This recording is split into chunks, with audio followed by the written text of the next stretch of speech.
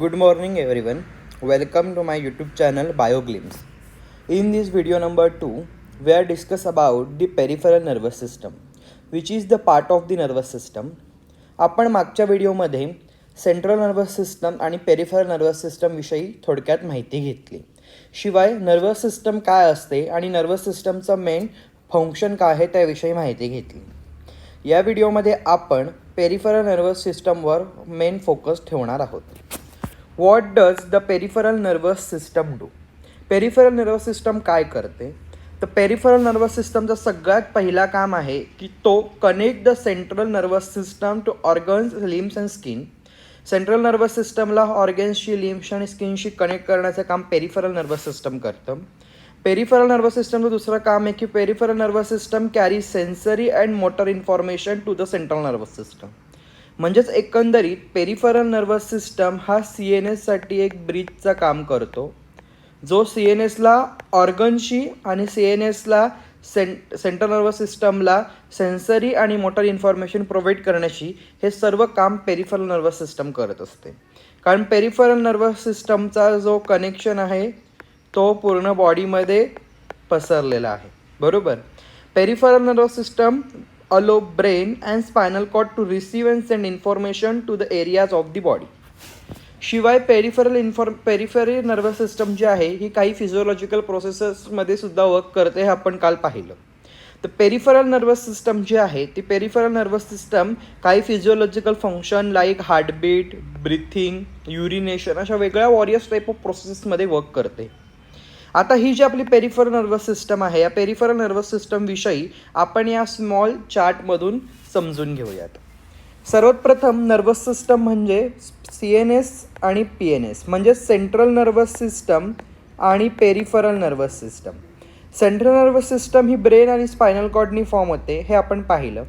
आता peripheral nervous सिस्टमवर आपण बेसिकली फोकस करूया. पेरिफेरल नर्वस सिस्टम जी आहे ती पेरिफेरल नर्वस सिस्टम इफरंट आणि एफरंट या दोन पार्टमध्ये डिवाईड झालेली आहे. Efferent part is for the motor and afferent part is for the sensory.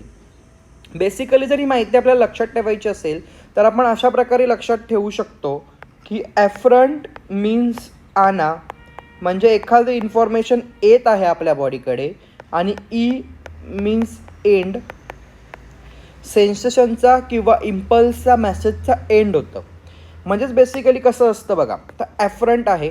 ॲफरंटमध्ये एखादी सेन्सरी इन्फॉर्मेशन आपल्या ऑर्गन्सपर्यंत किंवा आपल्या बॉडी पार्टपर्यंत पोहोचली, आपला बॉडी पार्टनी मोटर ॲक्टिव्हिटी केली, म्हणजेच आपल्या जो सेन्सेशन आलेला त्या सेन्सेशनचा एंड झाला. कळतं इफरंट आणि ॲफरंट काय असतं? म्हणजेच माझ्या ब्रेनने सिग्नल सोडला आहे माझ्या हाताला की हाताने आपल्याला बॉल कॅच करायचं आहे. सो ब्रेनपासून हातापर्यंत गेलेला जो सिग्नल आहे हा ॲफरंट नर्वस सिस्टमचा पार्ट असेल. ॲफरंट नर्वस सिस्टम सिग्नल आणा म्हणजे सिग्नल येईल, सेन्सरी सिग्नल येईल. सेन्सरी सिग्नल माझ्या हाताला आल्यानंतर हाताकडून मोटर ॲक्टिव्हिटी होईल, हात बॉल चेंडू झलकण्यासाठी ॲक्टिव्ह होईल, ॲक्टिव्हिटी करेल, म्हणजेच आपला जो सिग्नल आहे त्या सिग्नलचा एंड झाला. सो अशा प्रकारे आहे आपली ॲफरंट आणि इफरंट. इफरंट मीन्स मोटर आणि ॲफरंट मीन्स सेन्सरी. नाव आता आपली ही जी इफरंट सिस्टम आहे जी लास्ट ॲक्टिव्हिटी करून आणते, मोटर ॲक्टिव्हिटी प्रोड्यूस करते, ती दोन पार्टमध्ये डिवाईड आहे. वन म्हणजे ANS आणि another is a somatic. What is ANS? Then ANS is autonomic nervous system. And what is somatic? Somatic means skeletal. Okay. So सगळ्यात आधी आपण पाहणार आहोत सोमॅटिक. सोमॅटिक म्हणजेच वॉलंटरी आणि ऑटोनॉमिक म्हणजेच इनवॉलंटरी. वॉलंटरी म्हणजे काय? अशा ॲक्टिव्हिटीज ज्या आपल्या विल पॉवरच्या अंडर वर्क करतात, आणि इनवॉलंटरी म्हणजे अशा ॲक्टिव्हिटीज ज्या आपल्या विल पॉवरमध्ये नसतात. वॉलंटरी म्हणजे माझ्या जे ब्रेनकडून सिग्नल आला माझ्या हाताला की चेंडू झळकायचा आहे, मी चालू शकतो, मी पोहू शकतो, मी बोलू शकतो, या माझ्या लिम्सच्या जेवढ्या ॲक्टिव्हिटीज आहेत त्या सगळ्या मी माझ्या विल पॉवरने करतोय. मला हात उचलायचा आहे, पाय उचलायचं, या सगळ्या ॲक्टिव्हिटी विल पॉवरने करतो. म्हणजेच त्या कुठल्या ॲक्टिव्हिटी आहेत? तर वॉलंटरी ॲक्टिव्हिटी आहेत. आता इनवॉलंटरी ॲक्टिव्हिटी कोणत्या? तर माझा हार्ट पंप करतो, ही इनवॉलंटरी ॲक्टिव्हिटी आहे. युरिनेशन, युरिन आल्यावर युरिनरी ब्लॅडर कॉन्ट्रॅक्ट करणं आणि रिलॅक्स करणं ही इनवॉलंटरी ॲक्टिव्हिटी आहे. ब्रिथिंग, ही इनव्हॉलंटरी ॲक्टिव्हिटी आहे. या अशा सगळ्या इनव्हॉलंटरी ॲक्टिव्हिटी ही ऑटोनॉमिक नर्वस सिस्टम कॅरी करते, कंडक्ट करते. तर सोमॅटिक नर्वस सिस्टम काय करते, तर स्केलेटल सिस्टम ही सोमॅटिक नर्वस सिस्टमशी निगडीत आहे आणि ही व्हॉलंटरी ॲक्टिव्हिटीज कंट्रोल करते. म्हणजे माझ्या हाताला चेंडू झळकण्यासाठी जो हाताने माझ्या ॲक्टिव्हिटी केल्या ह्या सगळ्या सोमॅटिक नर्वस सिस्टमच्या अंडर केल्या. कळतंय, सोमॅटिक म्हणजेच काय, व्हॉलंटरी आणि skeletal. Now we are let's focus on the autonomic nervous system. आपली ऑटोनॉमिक नर्वस सिस्टम जी आहे ही पॅरासिम्पॅथिक, सिम्पॅथिक आणि एंटरिक या 3 सिस्टीममध्ये डिवाईड होते. बेसिकली इंटरिक हा आपल्या नर्वस सिस्टमचा पार्ट नसून पण त्याला आपण याच्यामध्ये समावेश केलेला आहे. फोकस आपल्याला फर्स्ट ऑफ करायचं आहे तर म्हणजेच पॅरासिम्पॅथिक आणि सिम्पॅथिकवर. इंटरिकचा फंक्शन काय आहे तर डायजेशन हा इंटरिकचा फंक्शन आहे. पण सिम्पॅथिक आणि पॅरासिम्पॅथिक, जर आपण सिम्पॅथिक आणि पॅरासिम्पॅथिक बघितलं तर सिम्पॅथिक म्हणजेच काय तर फाईट आणि फ्लाईट आणि पॅरासिम्पॅथिक म्हणजेच काय तर रेस्ट अँड डायजेस्ट. आता हे समजून घेऊयात आपण पुढच्या स्लाईडने. What is a sympathetic and what is a parasympathetic. ते सिम्पॅथिक आणि पॅरासिम्पॅथिक समजून घेण्याआधी आपण बेसिकली आपला ॲफ्रंट आणि इफ्रंट जे इथे पाहिलं हे स्मॉल डायग्रामने पाहूयात. जसं मी पहिला तुम्हाला एक्झाम्पल दिलं की ॲफ्रंट म्हणजेच काय असतं तर मी तुम्हाला सांगितलं बेसिकली आना लक्षात ठेवण्यासाठी, आणि इफ्रंट म्हणजे इंड. आता याच्यावरून आपल्याला हे लक्षात येणार आहे की जर आपण ॲफ्रंट आणि इफ्रंट पार्ट जो बघतोय त्या पार्टमध्ये एवढं लक्षात येतं आहे की सेन्सेशन आला CNSकडे, म्हणजेच सेन्सेशन आला आणि CNSने डिसिजन घेऊन रिॲक्शन दाखवली, हे एफ्रंटमुळे झालं. आता आपण बघूयात पेरिफेरल नर्वस सिस्टम. जो आपण वर पार्ट पाहिलं होतं somatic nervous system and autonomic nervous system. Somatic nervous system काय आहे तर somatic sensory fibre, somatic motor fibre and voluntary action मी सांगितलं पहिला. Now we are focus on autonomic nervous system.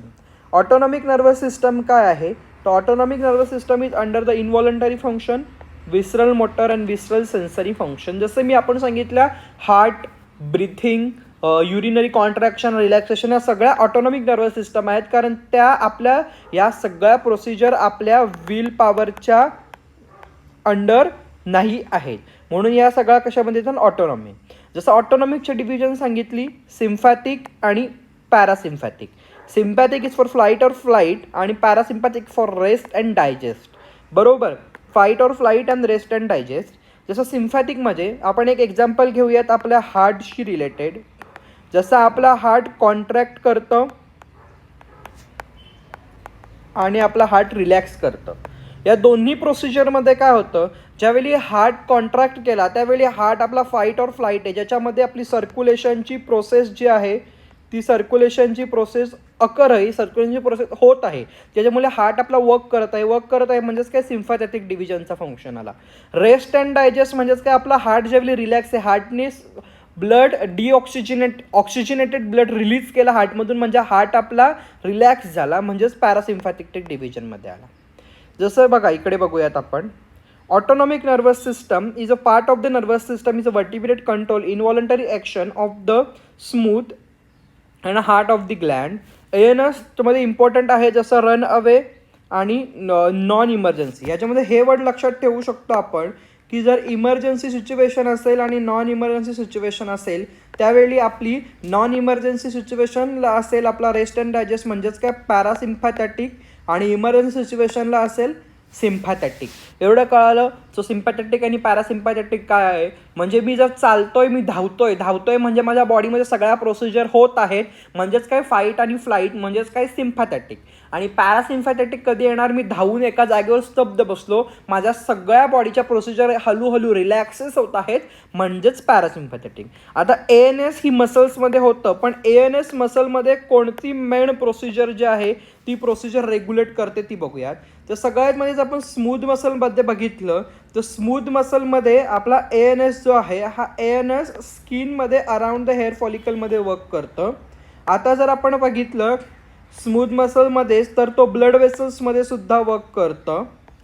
जर परत आपण पाहिलं स्मूथ मसलमध्ये तर तो आपला आयबॉल, म्हणजे जसं आता आपला आय आहे, आयचा जो प्युपिल आहे तो प्युपिल जर कॉन्ट्रॅक्ट झाला आणि प्युपिल जर डायलेट झाला, प्युपिल डायल्यूट होते म्हणजे जास्त लाईट येते आणि आपण इमेज क्लिअरली पाहू शकतोय, म्हणजेच तो काय झाला, डायल्यूट होते म्हणजेच काय आहे, सिम्पॅथेटिक आहे. प्युपिल कॉन्ट्रॅक्ट झाला म्हणजे लाईट कमी आणि आपण इमेज नाही पाहत आहोत. कॉन्ट्रॅक्ट झाला म्हणजेच तो काय आहे, तर पॅरासिम्पॅथेटिक आहे. मग कळालं, अशा प्रकारे सिम्पॅथिक आणि पॅरासिम्पॅथिक ऑटोनॉमिक नर्वस सिस्टममध्ये येतं. स्मूथ मसल्समध्ये जर आता आपण पाहिलं तर त्यामध्ये हे पाहायला मिळतं आपल्याला की स्टमक, इंटेस्टाईन आणि ब्लॅडरमध्ये समजा युरिनरी ब्लॅडर जे आहे ती युरिनरी ब्लॅडर कॉन्ट्रॅक्ट होते आणि युरिनरी ब्लॅडर रिलॅक्स होते. हे सुद्धा सिम्पॅथिक पॅरासिम्पॅथिकचंच फंक्शन आहे.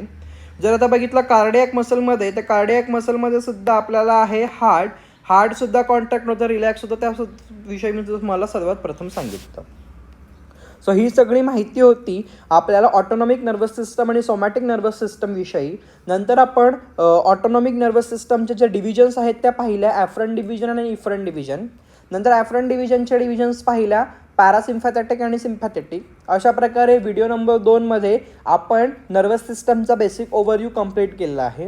व्हिडिओ नंबर 3मध्ये आपण अजून पुढची माहिती घेणार आहोत. So stay tune for video number